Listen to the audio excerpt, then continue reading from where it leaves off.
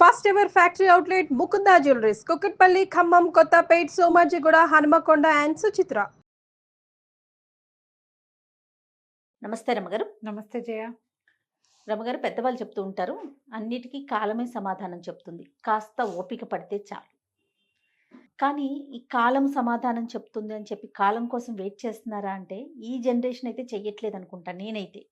ఎందుకంటే ఆనందం వస్తే ఎగురు గంతేసేస్తున్నారు. ఆ ఎగురు కూడా ఎంత పైకో, బాధ వస్తే అంతే లోతుకు కూడా వెళ్ళిపోతున్నారు. అన్నిటినీ సమానంగా ఈక్వల్గా తీసుకోలేకపోతున్నారు కదా రమ్మగారు. కానీ నిజంగా కాలం సమాధానం చెప్తుందా? ఓపికగా ఉండటం అనేది ఎంతవరకు కరెక్ట్? ఎలాంటి విషయాల్లో ఉండాలంటారు? దేనికైనా ఓపికేనమ్మా. ఉండక ఏం చేస్తున్నాము మనం? నాకు అర్థం కాదు. ఇప్పుడు మన సమయం వచ్చేదాకా వేచి ఉండలేకపోవడం అనేది ఇది వరకును ఉంది, ఇప్పుడు ఉంది.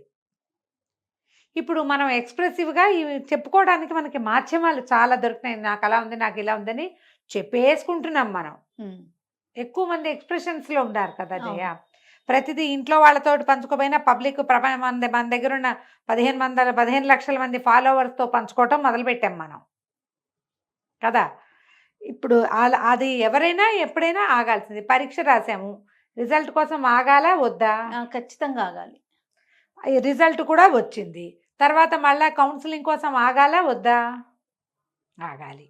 ఫస్ట్ సెకండ్ థర్డ్ కౌన్సిలింగ్ల కోసం ఆగాల్సింది. నాకు కాదు, నేను ఒప్పుకోనంటే ఏమిటవుతుంది అక్కడ? ఏమవదుగా, ఏమీ అవ్వదు.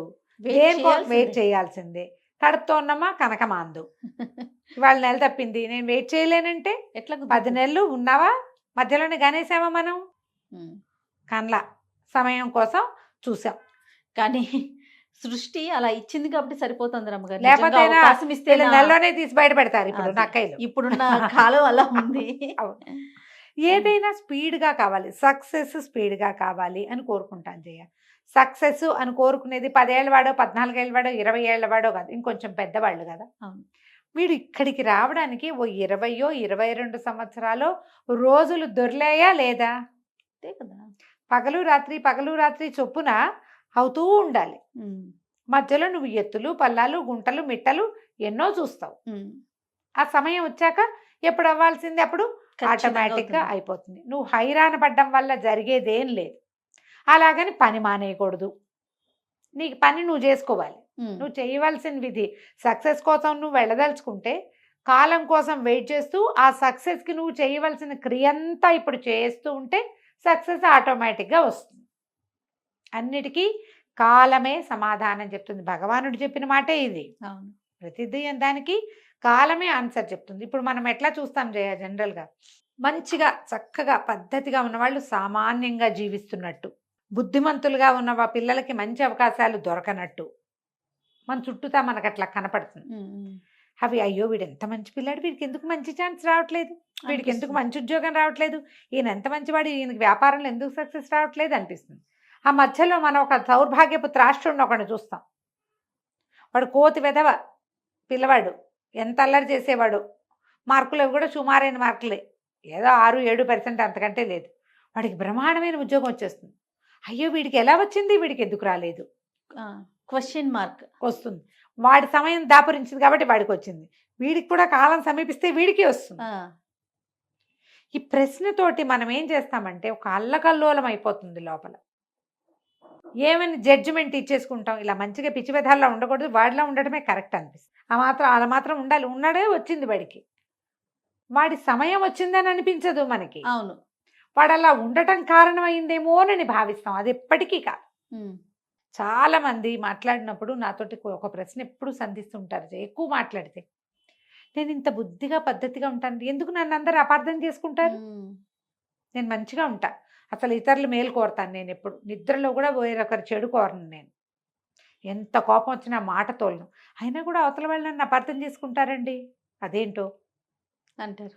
ఇప్పుడు మా వదిన, వాళ్ళ వదిన ఎవరో వాళ్ళ అక్కయ్య మహాధూర్తురాలు, ఎంత మాట పడితే అంత మాట అంటుంది. ఆవిడని ఎవరు ఏమనరు అంటారేమో, నీకు వినపడదు అది. ఆవిడ్ని అంటారు. మేము ఎందుకు నన్ను వీళ్ళు అర్థం చేసుకోవట్లేదు అనిపిస్తుంది. దానికి కూడా కాలమే సమాధానం చెప్తుందమ్మా. నువ్వు మాత్రం మంచిగానే ఉండాలి. పాయింట్ అర్థం అవుతుంది కదా.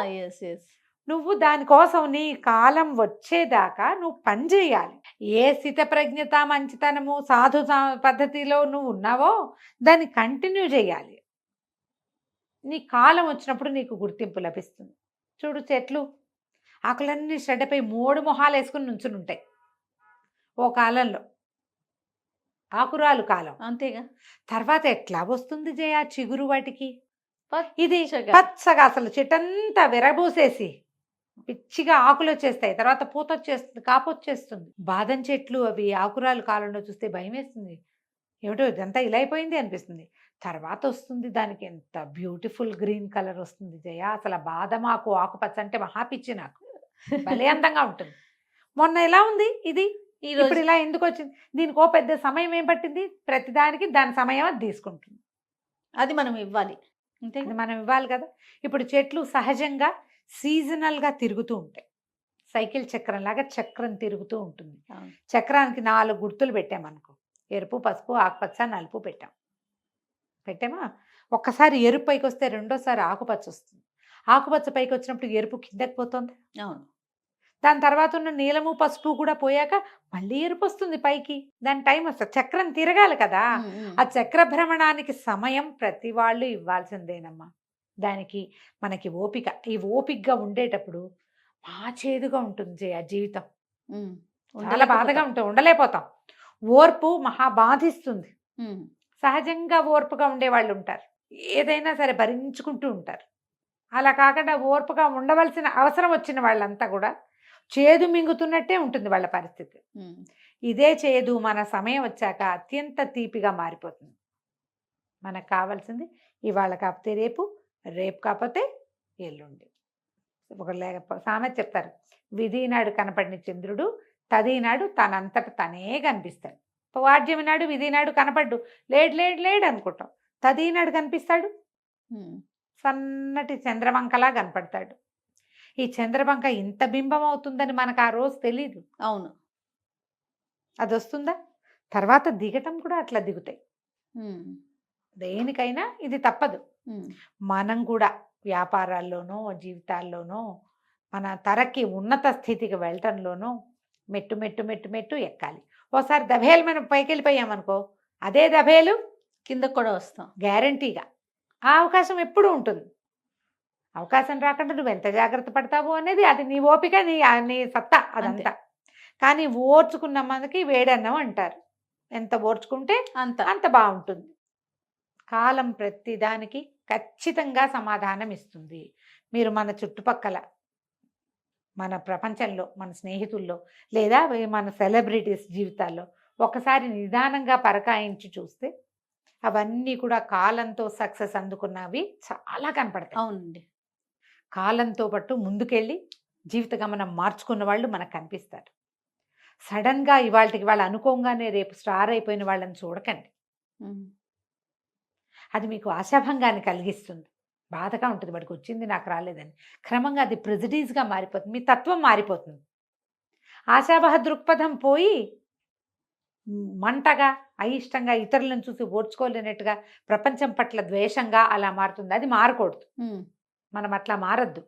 మారకుండా ఉండాలంటే ఒక్కొక్క అడుగు పైకెక్కుతూ పై స్థాయిలోకి చేరిన వ్యక్తుల జీవితాలని పరిశీలించండి. వాళ్ళు ఎంత కష్టపడ్డారో, ఎంత డౌన్ టు ఎర్త్ ఉన్నారో, ఎంత సమయం కోసం వేచి ఉన్నారో, వాళ్ళు అది ఎక్కడానికి ఎంత సమయం తీసుకున్నారో, ఎట్లా కాలం వాళ్ళకి సమాధానం చెప్పిందో గమనిస్తే మనకు కూడా సమాధానం వస్తుందని తెలిసిపోతుంది. ఖచ్చితంగా అండి.